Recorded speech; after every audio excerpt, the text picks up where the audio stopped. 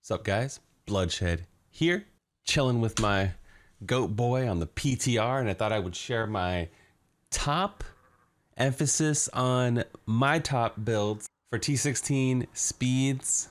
Feel free to take them, improve on them. I will have builds for everything shown in this video, so please don't freak out. Before the season goes live, the website should be updated with all the new builds. I'm going to redesign, redo everything, so it's going to take a while, but I still have like a month until the season starts, so pray for me. Worst case scenario, you can always reference the video, as this build would be a good jumping off point no matter what happens. A lot of these builds have been in the game, they just got tweaked and changed over the season slightly. Don't forget to like, comment, subscribe, rock that bell notification, and everything, because do the things, because they help. They really do help. Let's start off with the multi-shot fire wizard. Now, if this gets nerfed or anything like that before the PTR is over, you can use different runes. It still performs basically at the same level. Tons of mobility, tons of wave clear, tons of just ass whooping, okay? I'm so happy to report that finally Wizard has a top speed build that you can play. Magic Missile fires 20 additional missiles and gains the effect of Seeker Rune. And again, I'll show that in the build portion of the guide. It just looks incredible. It's fun to play. It's fun to tweak and try different combos with different abilities and different runes. It's just overall a lot of fun, and I hope, this is one of my favorite things, I hope they add this to the base game somehow. I hope they fix the little bit of server lag that it causes. Let's just say a little bit. And find some workarounds so we can use it, or again, or maybe they make it work with a different rune, because the other runes don't lag as much as the fire rune. I want to start off with this one just because visually it's super fun, and it's something that Wizard, in my opinion, has needed a long time. The last time that Wizards were competitive for T16 was probably like, you know, Explosive Blast Wizard back when it was T11, T13. Once they added T16, some of those older builds dropped off, in my opinion. This is the build I decided to go with. Feel free to slow it down or pause it. I'm gonna kind of skim through everything as fast as possible. A lot of double crit attack speed. If you can fit RCR, that's cool too, but you shouldn't need it anywhere. Just hovering over everything.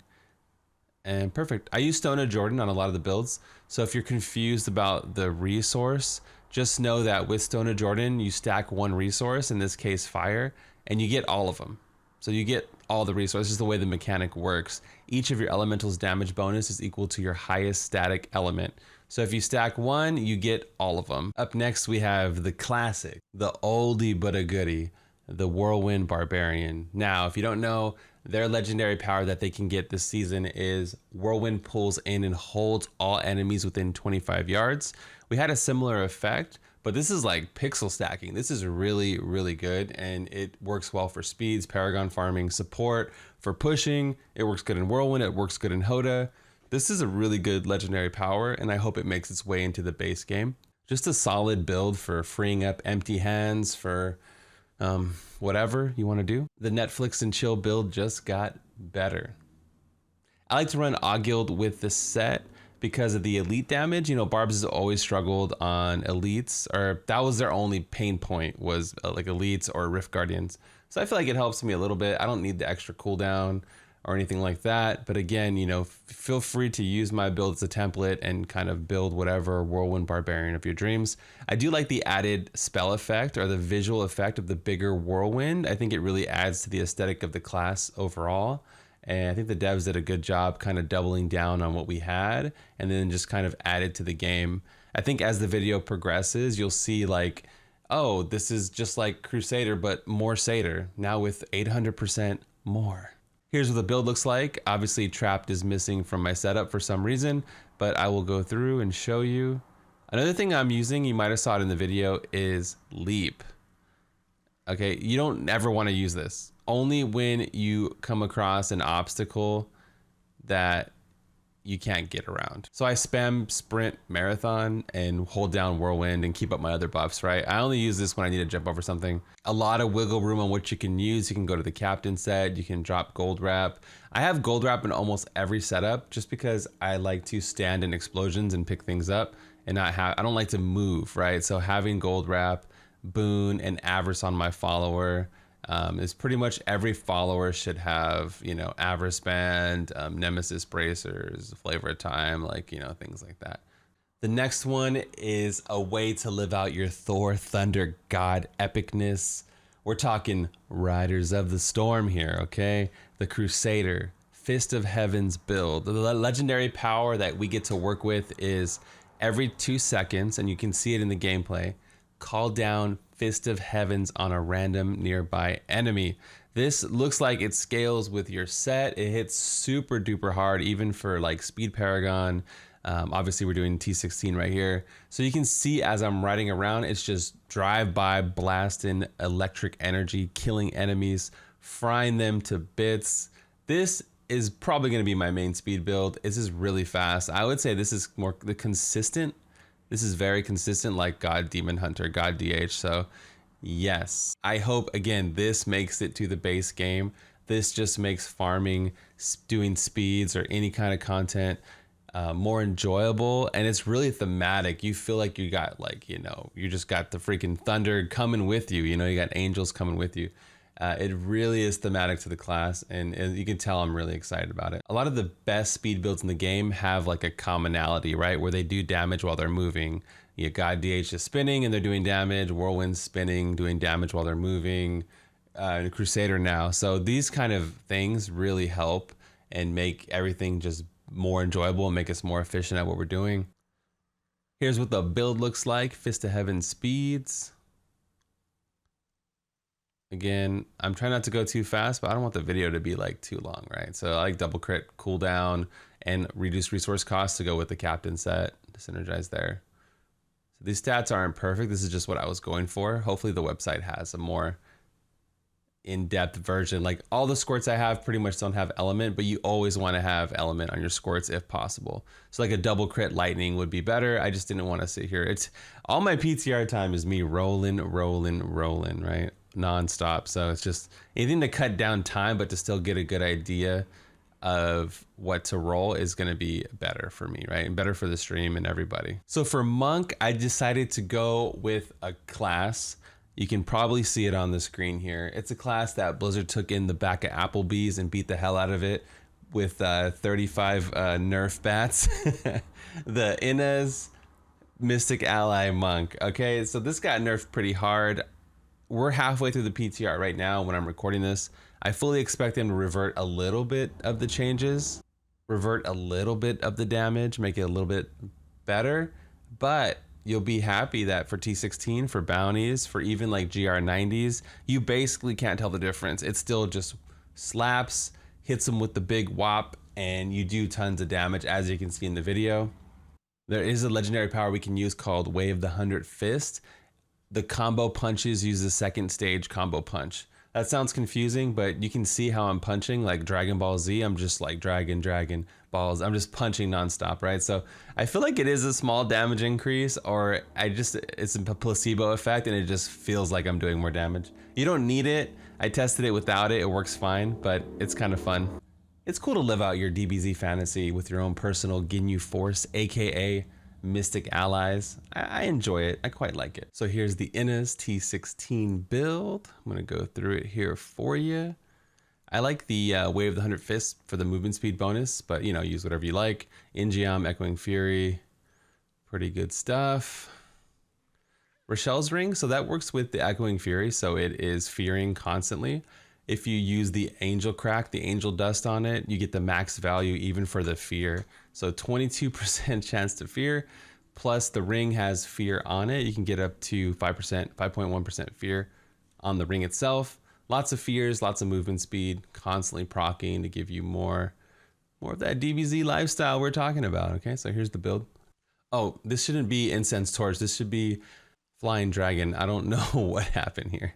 For the Demon Hunters, I decided to go with the God Set. God Set is gotta be one of the most reliable speed, consistent speed builds in the game for doing all kinds of low-level speed content, right? From bounties to T16 to low-level GR. It's just so good overall, and nothing's changed literally with it. It's really good. There are legendary powers you can pair with it. So right now, Strafe casts the last non-channeled hatred spending ability, which means you can use like multi-shot with the god set. You can use any spender with the god set right now. Currently, this juncture in the PTR, it's pretty bad, but they might change it. A big problem is the god set has a bonus to generators for the 6-piece, so it doesn't really affect spenders too much, so that could be a problem. But there is a rune where when you cast Vengeance, it shoots a barrage of rockets. So that's what I'm using in this build. You might not see the rockets; they're kind of hard to notice. But yeah, so it's like you can save it. You can save Vengeance for the Rift Guardian if you want. But you know, this just mows up, shreds everything. This takes the spin to win, and just, yeah, it does it proud. All right, the spin to win is done proud with the God DH. Just to let you know, it's still doing great. Nothing to see here. Moving on. Okay, let me show you the build actually. This is what I'm using for God DH. Again, Yang's recurve bow. It has 50% reduced resource cost on it. That way you can spam all your abilities to your heart's content. Obviously, we need Hungering Arrow, Strafe, all the goodies, Vengeance. Feel free to use whatever combo you like. What I was running. Everything is obviously tested with less than 1,000 Paragon, since that's all I have. That's all I have. I don't have more than that. I'm not going to sit here and farm Paragon on the PTR. That's for damn sure. All right, let's start with Witch Doctor. Okay, Witch Doctor got 2 cool powers. One of them is like a passive effect. Horrify becomes a giant aura, and you do 15% damage to enemies within the aura. Now with Witch Doctor, you pretty much are always really close to the enemy, so you shouldn't have a problem with that. And then you take 15% less damage also. And then the other one, which is the one I'm using in the video, your Gargantuan spreads Locust Swarm to an enemy within 16 yards and summons zombie dogs periodically. The dogs gain every rune when summoned. Okay, but so right now, currently, this could change. Always check the website for the latest and greatest versions of the build. The Locust Swarm that the Gargantuan spawn scales off of Gargantuan damage. So you're going to use the Helltooth set. You're going to use any kind of pet multiplier to juice up the Garg damage. Please, Blizzard, do not change this. This allows docs to have a cool speed build. It's fun. It's like thematic. Their pets are out. The poisons are out. You know, it's really fun to play, and it's like nice. Yeah, I'm just here begging. They definitely hit the theme of the Witch Doctor with this. You can tell it's a doc. I think it's really cool to watch them kind of go around. If I was to offer feedback, I would maybe allow Ring of Emptiness to be used in the build. Right now, it's not working. I don't know if it's a bug or if it's intended. And yeah, allow us to change the runes around if possible, or give us the Pestilence rune with Locust Swarm, just so we can have more goodness with the play style. But overall, fun build. I can't wait to play it as one of my alts next season. This is what it looks like. Piranha NATO, but you don't really need Piranha NATO. I'm just rocking it. Horrify, all those. Using the Spite. The Spite allows for non-cleaving Gargantuans to gain the cleave effect. So I've tried a bunch of different combos, and they are all pretty much doing the same speed. This is just what I decided to go with. Yeah, at the end of the day, I'm happy with it. But yeah, I've tried all kinds of combos with like Ingium and Messerschmitt and dropping Spite and going back to cold and da-da-da. So whatever you decide, whatever you like, I support. Okay? When there is no more room in hell, the dead will walk the earth. We got Necromancer coming up next. Their legendary power this season, enemies within 50 yards are constantly assaulted by Army of the Dead. Unconventional warfare while this item is equipped. Okay, so this got hotfixed, and we're kind of waiting to see what happens with it. So what you're seeing on screen has pretty much already been in the game, but this is one of my favorite speed builds, okay? The legendary power is helping. It is doing work, but this build can only go up from here because I think that they're gonna buff it, because right now Rothma isn't really that good after the hotfix. So I believe they're going to make this better, which is going to make this speed build even better. So we can only go up from here, boys. And this build's badass, right? You stack lots of cooldown, you spam your abilities, you bring out the dead, bring them out, and it's just really fun to play. I think the visuals kind of show it off, you know? It's like every build I showcase today really kind of shows off what the class does, right? Like the Necros with the skeletons, the Witch Doctor with the poisons, like, you know what I mean? Like, it's just really cool to see how they hit on all the themes. I think I've said that maybe 3 times in the video. That just shows, man, I think they're doing the right thing. They're doing good things with it. They're doing the game justice as we're in the twilight. Is that what you call the twilight? Right before, we're kind of like, what, a year away from D4, less than a year away, definitely less than a year away from beta or alpha. So they're definitely giving us a little good send off, I would say. This is what the build looks like. I use bone spikes, sudden impact. You can use whatever you like. Here we go. I like Valley of the Dead, Army of the Dead. These right here. Dark Reaping works well with your scythe. I just pretty much spam like command skeletons, right? And it's gonna trigger your Zodiac ring. All right there, Captain set. Perfect. Make sure you stun. So when I hit an elite pack, I also hit them with a bone armor dislocation, and they're stunned for Crispins, right? So that's just like, they're gonna take that extra 300% damage. So it's really, really powerful to do that. And again, we're invincible because we got the gold wrap and the Boon of the Hoarder and the average span in the cube. So you don't have to worry about ever dying, really.